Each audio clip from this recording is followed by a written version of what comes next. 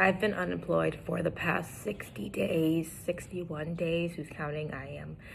And I think this is the first day that it's like truly hit me that like my day is just waking up, applying for jobs, and just hoping for the best. And it's kind of discouraging sometimes because I feel like I applied to so many roles and I had so many interviews.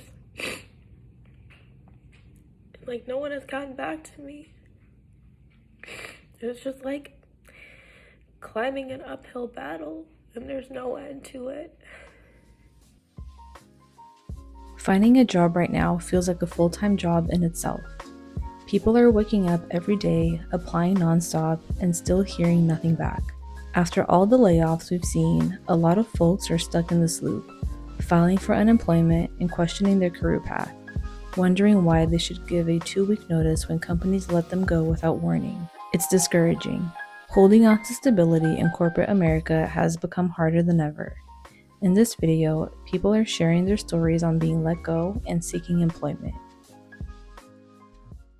So yesterday I was laid off for my job, my very cushy, very nice trucking job. And that's all good. I got 2 interviews. I'm on my way to one right now. They're both better paying jobs. One of them is even closer to my house. But that's actually not what I want to talk about. Yesterday, while I was on that phone call, one of the drivers that was getting laid off, he said, "Hey guys, so you request a 2 weeks notice from us when we're going to leave. In fact, last year I did give you a 2 weeks notice. I decided to leave. I found a better job and I put in my 2 weeks and you guys talked me out of it. You said, no, we're going to give you a raise, which you did. But I would be in a much better job right now.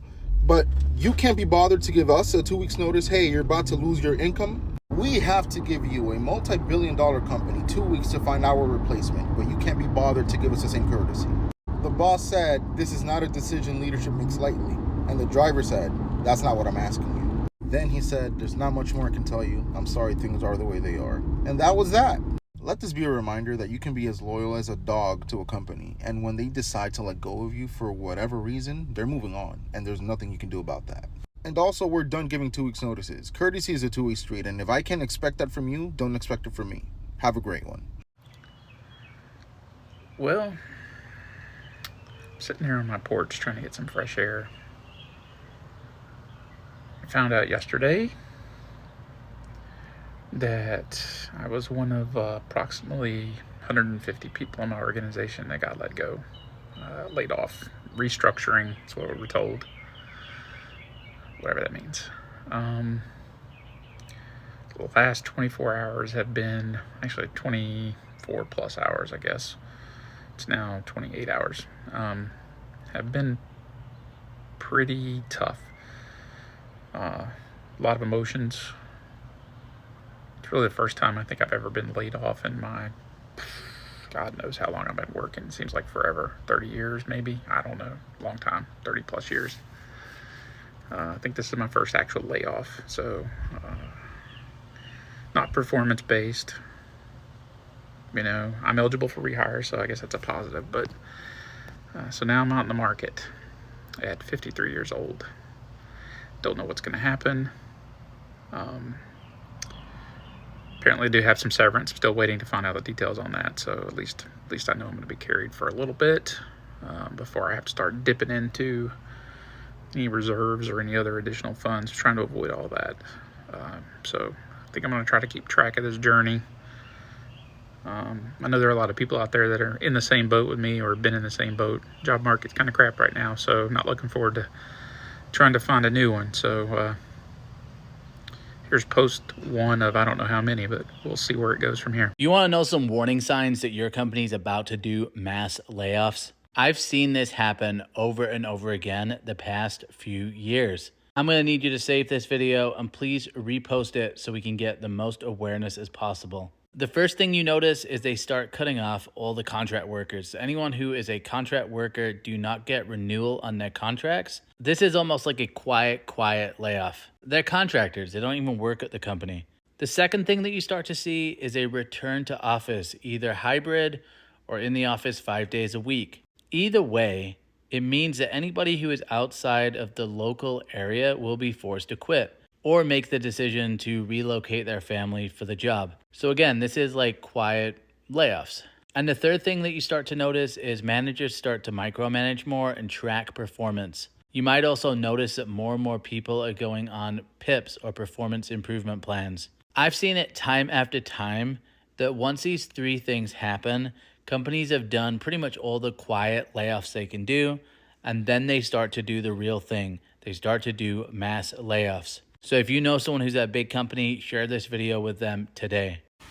Breaking news, 247,000 people filed for unemployment the week of June 7th. That 247,000 people is an 8-month high. Mass layoffs are coming this month and likely more down the road. It is said that 130 companies are going to be laying off thousands of people. It is required that anybody with 100 employees that are going to lay off put a 60 or a 90-day notice on warntracker.com. This is an 8-month high. I want to remind you, before Donald Trump took over office, we were at a low unemployment rate. We had very low inflation. The stock market was doing well. Seems like we were finally recovering from COVID. Now we have an extra federal sales tax called a tariff.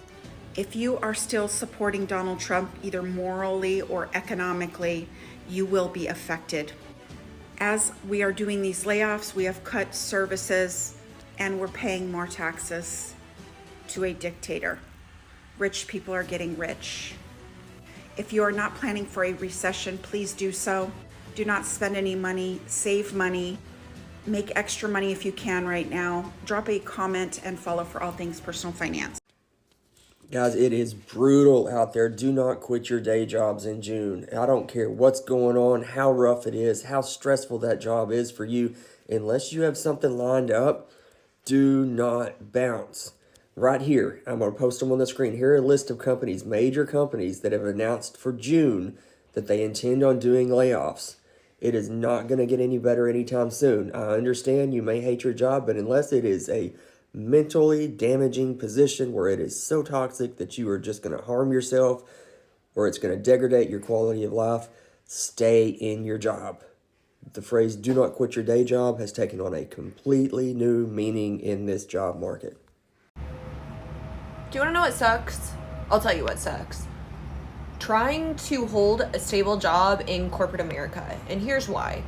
I worked for this large corporate company for quite some time.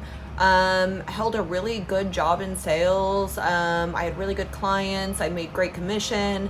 I was really happy with the job. And then, lo and behold, on April 30th, which was the end of the month, they called me into the HR office. I thought it was just some training, no big deal. And my direct manager and the HR director looked at me and said, "Hey, today's your last day of work. Don't come in tomorrow."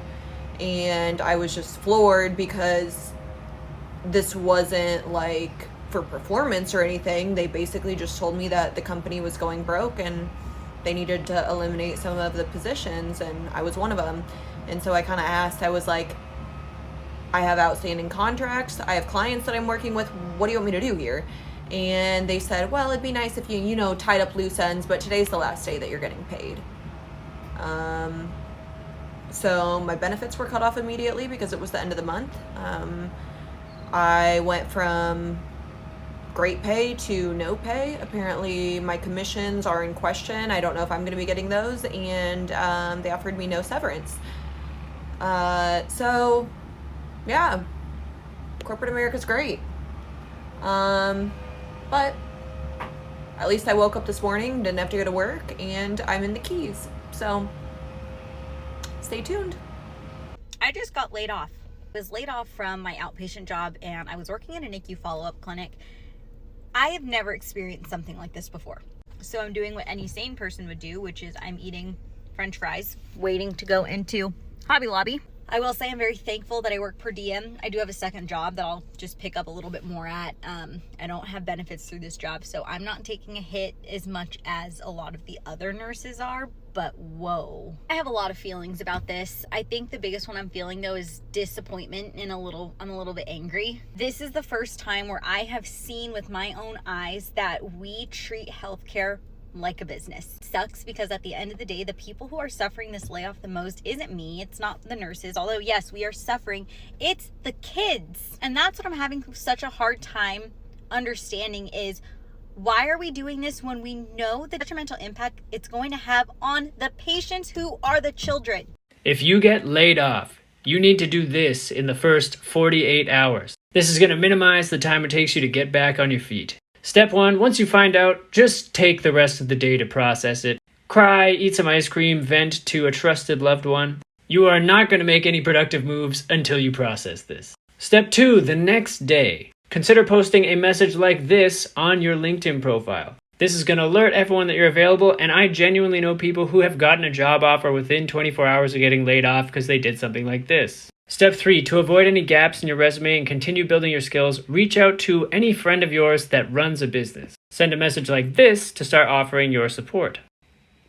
And then finally, step 4, we're going to make a list of 3 companies that we want to work for. Find people who work at those companies on LinkedIn and send them a message like this to start building connections. If you follow these steps, you're probably going to have something on your plate before your severance even runs out.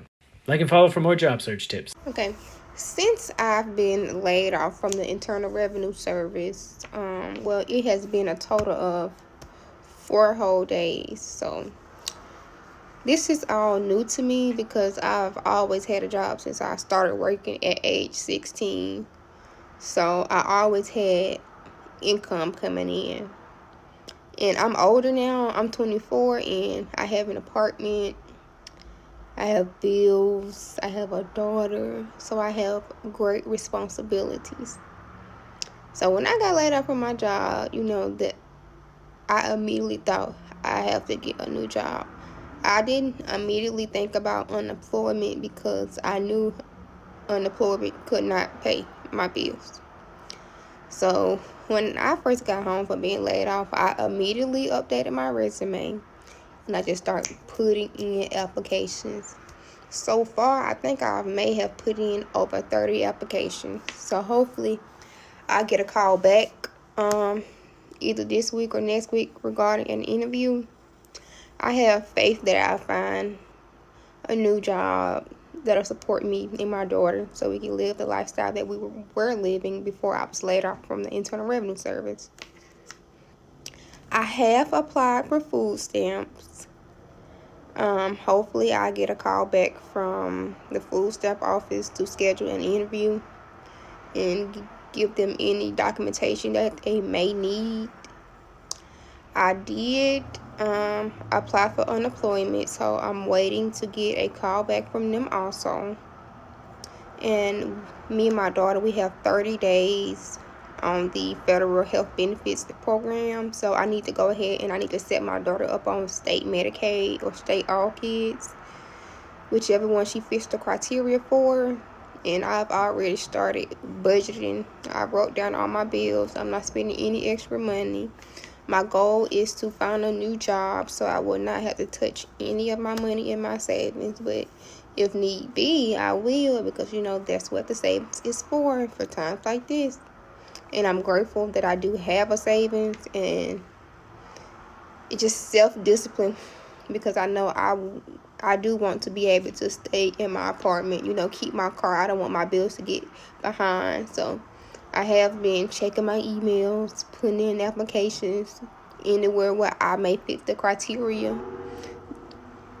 So yeah, just pray for me that I get a new job hopefully before April. That's the goal. I need a new job before April. Pray for me. So my company did mass layoffs. I got massively laid off. I just want to know what people do for fun employment. So far I've gotten a pumpkin spice, a little sandwich. What does a 28-year-old do unemployed when all of her friends are working all day?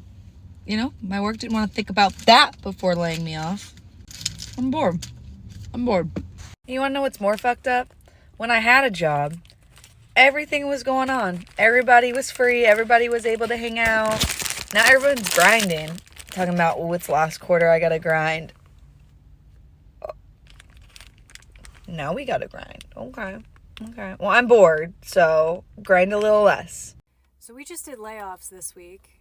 I just want to say that if you were affected by layoffs by my company or by any other company ever, my opinion is that you will be in a much better spot. I have never met somebody who got laid off that was not happier, made more money, or in a better place in the end.